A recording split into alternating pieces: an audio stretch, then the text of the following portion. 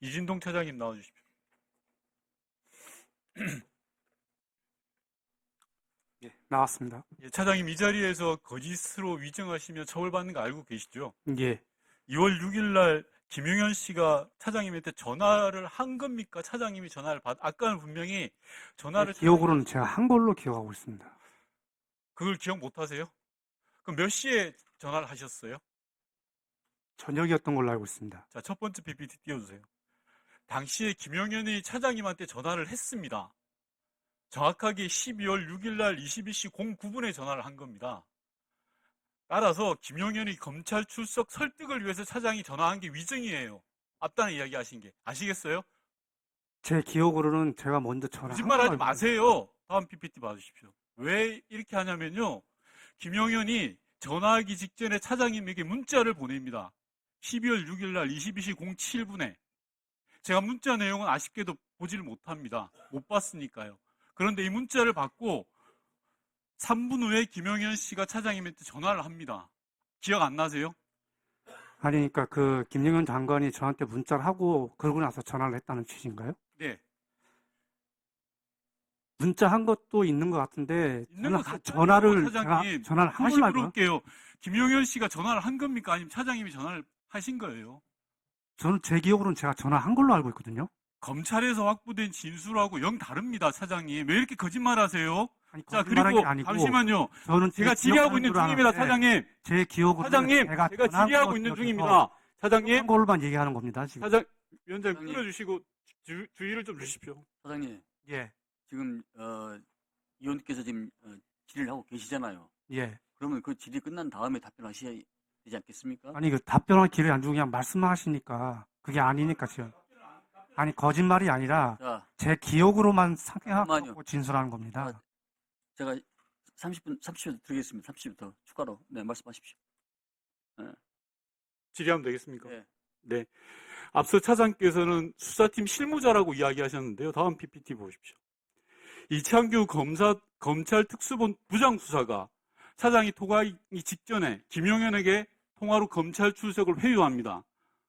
이때 김용현이 이창규 부장한테 뭐라고 하냐면 대통령과 통화 후에 하겠다라고 합니다. 그런데 이 시기가 12월 6일 20시 40분부터 21시까지가 이 시기입니다. 제가 지금 시간을 역으로 해서 말씀드리는 겁니다. 예. 차장님, 이창규로부터 이런 내용을 이야기 들은 적이 있습니까? 제가 예, 아니오로 짧게 말씀해 주시면 좋겠습니다. 들은 적이 있냐, 없냐입니다. 기억이 잘 안 납니다. 거짓말하고 계십니다. 자, 다음 PPT 봐주십시오. 김선호 차관님께 여쭙겠습니다. 이날 6일날 20시 15분에 심우정 총장으로부터 전화가 왔습니다. 차관님께. 김용현 전 장관 번호를 달라. 맞죠?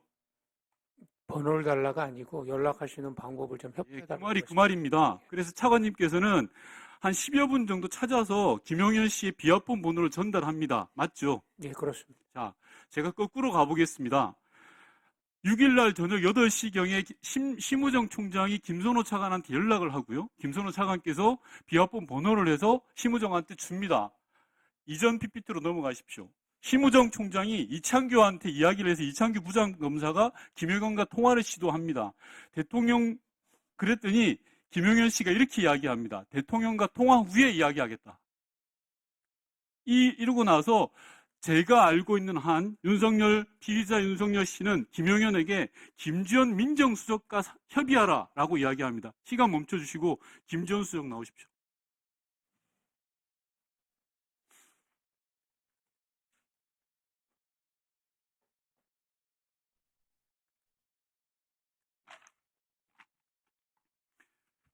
예, 지난번 청문회에서 증인은 통화한 적 없다라고 이야기했습니다. 그 진술 그대로입니까?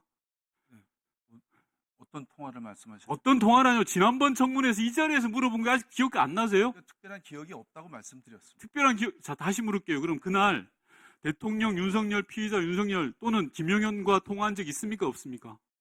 김용현 장관하고 그날 통화한 기억이 없습니다. 통화한 적이 있냐고 묻습니다. 그러니까 지금 그때 당시에. 자, 그럼 대통령과 통화한 적 있습니까? 예? 대통령과 통화한 적 있습니까? 대통령님하고 통화를 한 일이 있느냐는 그런 말씀은 그러니까 아니, 제가 묻잖아요. 아니, 어느 시점에 어떻게 12월 6일 날 통화한 적이 있냐고요.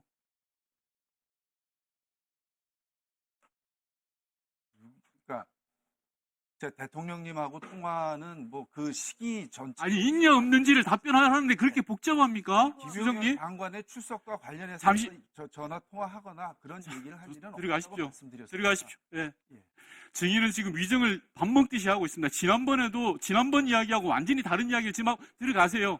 아니, 다른 들어가시고 얘기가 아니고요. 답변 허가, 질의는 답변을 하시려면 위원장 허가를 받고 이야기하시고요. 다시 이준동 총장 나오십시오.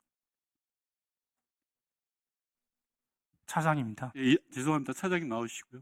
자, 제가 다시 한번 확인해 보겠습니다. 심우정 총장이 김성호 차장관하고 통화하고 그래서 번호를 입수해서 대검에서 김용현의 신병을 확보하기 위해서 난리를 칩니다. 그 과정에서